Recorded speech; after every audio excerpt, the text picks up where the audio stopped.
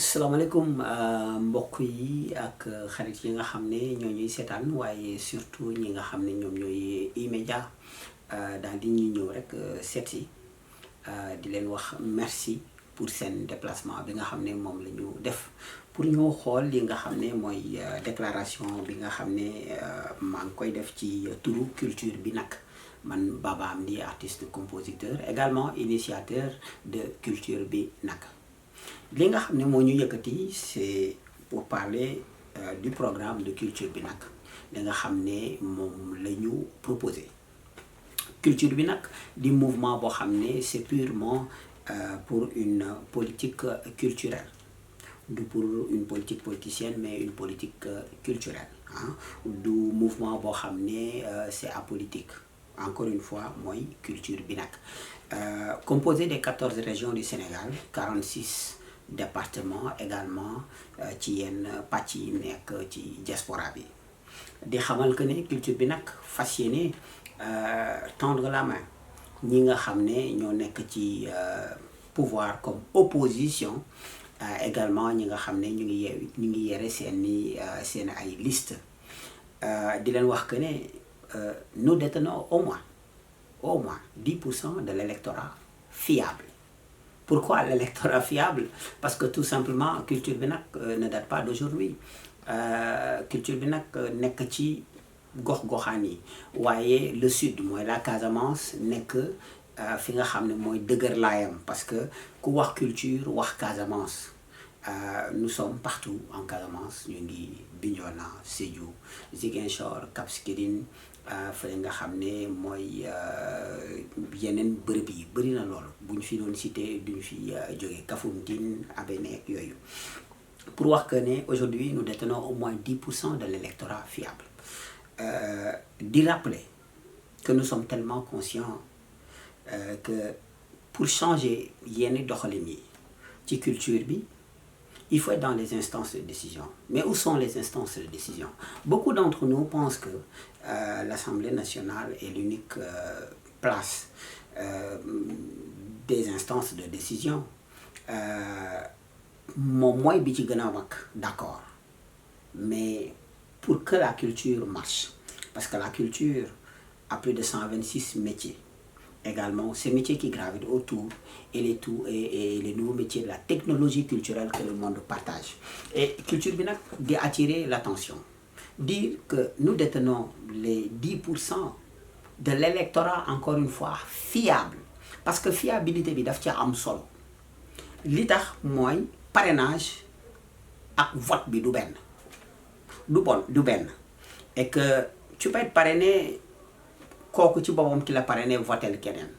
dañ ci daje cas yu bëri ñun suñu bopp bi ñuy dem di def parrainage parce que culture bi nag moom ci boppam dafa jógal tànkam wëral boppam Sénégal di def ay parrainage yu boppam loolu yëpp c'était pour montrer une manière beneen stratégie beneen doxalin pour xool nan la ñu mën a jaaree ba culture bi dox parce que dire que une place 2 places suffirait pour défendre les 126 métiers de la culture également une bonne partie de l'artisanat et du tourisme loolu moom saa waay on rêve debout parce que vous avez 2 minutes de parole 3 minutes de parole on vous coupe li nga bëgg a lijjanti doo ko lijjanti moo tax ñu xool ko saytuwaat ko daal di ne lenn rek mooy mën a am nous avons un programme quelle que soit la personne parti bi pourquoi la personne parce que am na ñoo xam ne dañu demal seen bopp ay candidats libres lañ moom ay coalition moom ay parti proposition bi nga xam ne ñun def nañ ko muy programme culture bi nag pour que les 14 régions 46 départements également ces acteurs culturels gis nañ leen fan yi ci vidéo yi ñuy brander seen carte d'identité nationale bi ñi ciy wax ne man diw culture bi nag lay voter dafa am solo parce que parrainer ak voter bokkul ñu xam ne benn ñaar ñetti député ne va pas régler le problème de la culture musu koo régler te du ko mës a régler il faut être dans les instances de décision. Les instances de décision, ça c'est un programme de culture bi nag qui a été étudié ñu xool ko en tout cas point yu mag yi nekk ci biir lañ ci def ba nga xam ne qui épouse notre programme ñu mën la xëppal carte yi. On dit bien qui épouse notre programme ñu daal di da xëppal suñu carte yooyu nga xam ne yere nañ ko suñu parrainage yi mu ngi fii te it mooy électronique bi te it mën a rek sukkandiku ci nombre lim bi nga xam ne am nañ ko ci 14 régions yi ci 46 départements yi ak bitim réew maanaam ci diaspora bi. C'est une manière, si vous voulez, bon, on peut l'appeler comme ça, c'est une démonstration de force pour dire que du ay caaxaan. Gis nañu vidéo artistes yi ñoom Père Bécaye ñoom Grand Dembel gis nañ ñoom Ibrahima Mbaye Sopé gis nañ fi ñoom Tan Bombé ñoom Grand Mody Fall Grand Laye keneen ak keneen bëri nañu bu ñu fi lim du ñu fi jógee mën nañu ay 300 et quelques artistes yu def vidéo on dit bien ñi def vidéo et il y a plus de 126 métiers ci biir culture nit ñi nag dañuy faral di jaawale foog ne fecc ak way kese la alors que la culture un levier de développement. Alors Baba, dites-moi, qu'est-ce qui prouve que vous détenez les 10% de l'électorat et qui est fiable? waaw laaj nañ ma ko sa beneen moroom laaj nañ ko li koy prouver mooy tey man comme yow ak ñooñu ñu gis ci vidéo yi ñu koy def seen famille du ñu voter ñenn ñu dul seen ay doom parce que la culture a toujours été le parent pauvre de cette histoire. Qu'est-ce qui se passe mooy que man su ma xasee bay dem ci ay élections su ma njaboot man la ñuy voter keneen noonu li koy gën a prouver mooy boo delloo ci programme bi ma yore programme bi image yi moo koy wax nee nañ les images vaut plus que les mots ah image yi mu ngi koy wane ay vidéo ñu ngi koy wane xam naa vidéo yooyu dinañ ci ñëw mais image yi en tout cas en tant que journaliste yow booy dem da ngay yóbbaale plaquette bi et vous allez voir le programme proposé par culture bi nag ba nga xam ne di nga ci mën a sukkandiku. Élection si on demande 34 000 voix pour au minimum ce qui représente 0,1% de l'électorat et 53 000 54 000 voix ce qui représente 0,8% de l'électorat dafa tuuti et il n'est pas dit que ñi la parrainer dañ lay voter non c'est-à-dire être sur le terrain daal di def maillage yu réew mi maanaam wër réew mi dem fu nekk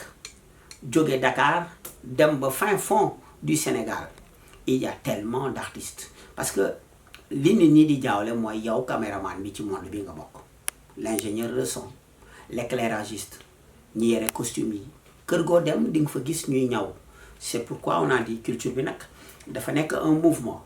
boo xam ne dafa embrasser les autres associations et mouvements ñii ñu ngi yëngu ci wàllu artisanat ñeneen ñi ci wàllu tourisme dafa bëri lool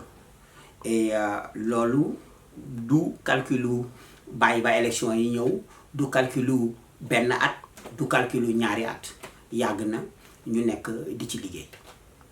Là où nous sommes en train de voir pas mal de partis qui sont en train de déposer leur liste électorale. Et où en êtes-vous avec culture bi nag? waaw xam nga parti yi nga xam ne duñu ne sax di déposer parti yi nga xam ne dañuy defaraat li nga xam ne déposé woon nañ ko parce que le dimanche passé minuit ci la ñu arrêté woon mbir mi xanaa nga manqué les parrainages ñu daal di lay woowaat ne la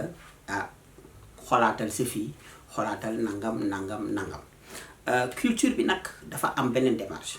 dafa investir yeneen nit mais gëmul ñeneen ñi nga xam ne noonu la ñuy doxalee man damay am honte pour taxaw ne voté leen ma dem Assemblée nationale. Nous avons préféré investir d'autres personnes ñu dem bu ñu demee boo lekk programme bi dinañ mën a régler le problème de la culture parce que le vrai leader doit se servir en dernier lii gars yi di doxalee tey man la amul benn solo li am solo mooy bu ñu wooyee ay nit faaw nga jiital leen des fois yow nga nekk ci leneen ñoom bu ñu jàppee ci bii boor yow nga jàpp ci bee boor mais quelques membres de culture bi nag ont été investis mais pas Baba Amdy Diama. ok kon donc déposé ngeen seen liste suma juumlee ou bien. oui parfaitement. matal ngeen les. ah non parrainage bi moom saa yi parrainage bi ñun dañ ko weesu ñun dañ ko weesu donc on a toujours dit que musuñu ragal parrainage xalaatuñ ko sax parce que ëpp nañ loolu xam nga li gën a doy waar moom mooy vous commencez c'est-à-dire vous commencez cette année wala 3 mois avant les élections non nous ça fait des années qu'on est sur le terrain dañ nekk ci terrain bi yàgg na di liggéey parce que politique addition la de soustraction ça ne date pas d'aujourd'hui moo tax parrainage bu amee on n'est pas inquiet on n'a jamais été inquiet. ok xalaatu leen rejet comme yenn erreur yi nga xamante ni non daluñu dal na yenn gars yi. non daluñu d'ailleurs sax daluñu. parce que bon gars yi nee nañ aussi loi bi li mu wax respecté. daluñu suñu bos daluñu. waaw on rend grâce à Dieu daluñu. ok et nu ngeen ko gisee démb maanaam réaction Barthélémy concernant coow la amoon foofa ca direction des élections.